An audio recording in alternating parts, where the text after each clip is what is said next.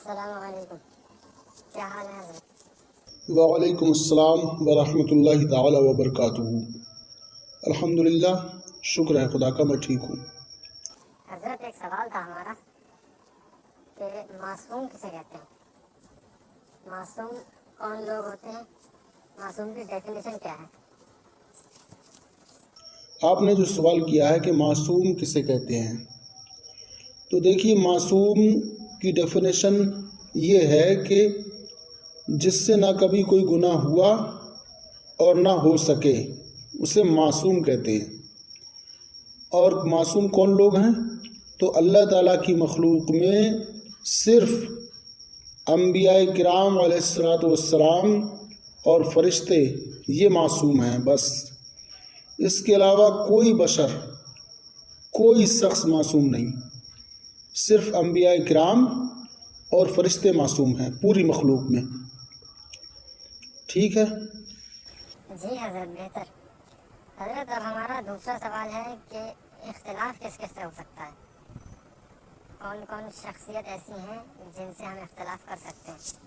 بتائیے۔ جہاں تک سوال ہے اختلاف کا، تو نوپیدا امور و مسائل اور ان کے احکام کے استنباط اور وجوہ استدلال میں اختلاف رائے ہو سکتا ہے، جو معیوب ہے نہ مضر۔ علمی اختلافات کو جماعتی موقف سے انحراف قرار دینا خطرناک قسم کا غلو اور زیادتی ہے، لیکن اس اختلاف میں اصول و آداب اختلاف کی رعایت نہ کرنا اور اختلاف کرنے والوں کو سب و شتم کا نشانہ بنانا غیر علمی بلکہ غیر انسانی طریقہ ہے۔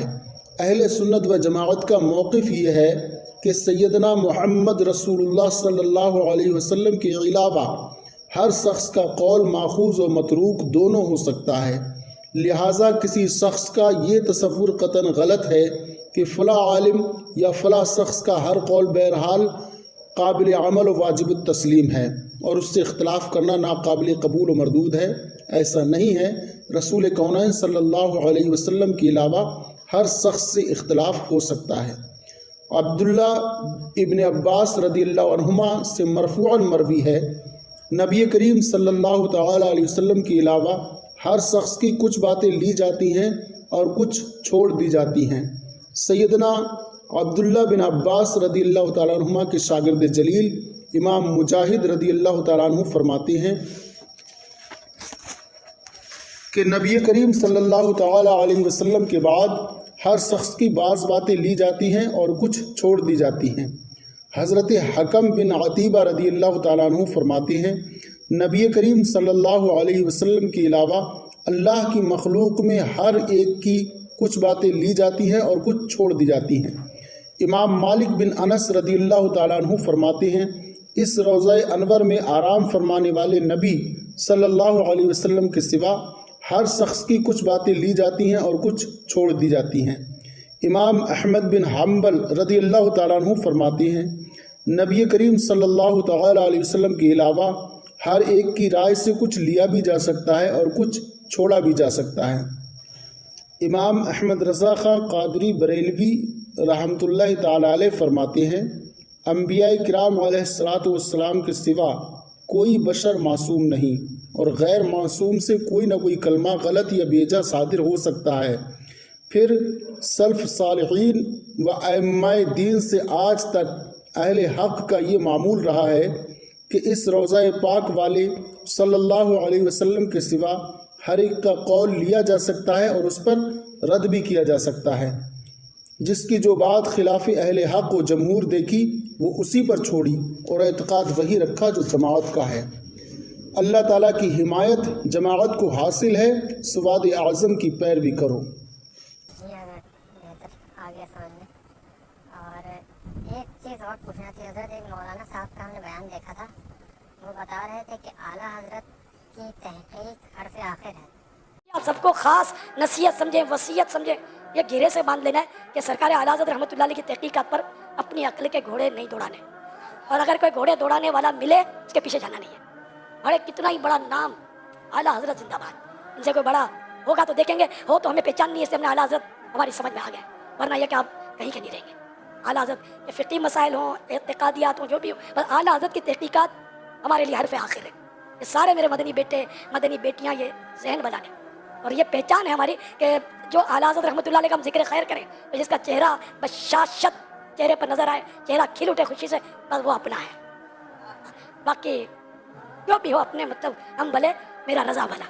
اس کا مطلب سمجھائیں گے تھوڑا، کیا یہ واقعی میں ہو سکتا ہے ایسا، اس کو مانا جائے صحیح یا یہ غلط ہے؟ ہم نے جو دلائل پیش کیے ہیں وہ اس بات کی واضح دلیل ہے کہ کوئی عالم خواہ کتنی ہی علمی جلالت والا کیوں نہ ہو، اس کے اقوال اور افعال اور اس کی تحقیق اور فکر شریعت میں حرف آخر نہیں ہے. اس عالم کی عبقریت اور عظمت مسلم ہونے کے باوجود دوسرے عالم کو اختلاف کا پورا حق حاصل ہے. کسی نادان عقیدت مند اور انجان فتنہ پسند کو یہ کہنے کا کوئی جواز نہیں ہے کہ تمہیں فلاں کو یا کسی ایسی عبقریت شخصیت سے اختلاف کرنے کی اجازت نہیں دی جا سکتی. اگر تم نے اختلاف رائے کیا تو تم دین کے باغی اور مسلک کے دشمن ٹھہرو گے. در حقیقت جو لوگ کسی علمی شخصیت کو تنقید سے بالا تر سمجھتے ہیں وہ اس شخصیت کے علمی محاسن اور تحقیقی محاصر سے انجان ہونے کے ساتھ ساتھ اس کے دشمن بھی ہوتے ہیں. وہ چاہتے ہیں کہ اس شخصیت کے افکار و نظریات پر نہ تو علمی تحقیق کی نظر پڑنے پائے، نہ دنیا اس کے علمی کمالات اور فکری محاسن سے مستفیض ہو سکے، اور نہ ان کی وسعت اور آفاقیت اور گہرائی سے اہل نظر کو آشنا ہو سکے، بلکہ وہ افکار و نظریات بوسیدگی اور فرسودگی کا شکار ہو جائیں اور ان کے ماننے والے جمود و تعطل کی زنجیروں میں جکڑے رہیں تاکہ انہیں شطرنجی مہروں کی طرح استعمال کیا جاتا رہے اور عقیدت کے نام پر سجائی گئی منڈی میں اپنی صنعت پھلتی پھولتی رہے. لہٰذا کوئی عالم کتنی ہی علمی جلالت والا کیوں نہ ہو، دوسرے عالم کو اس سے اختلاف رائے کا پورا حق حاصل ہے. کوئی بھی امت کا بڑے سے بڑا عالم ہو، اس سے علمی اختلاف رائے ہو سکتا ہے دلیل کی بنیاد پر. جی حضرت بہت بہت شکریہ آپ کا ہمارے سوالوں کے جواب دینے کے لیے. انشاءاللہ پھر ہم آپ سے بات کریں گے اور مزید سوالوں کے ساتھ. اللہ حافظ.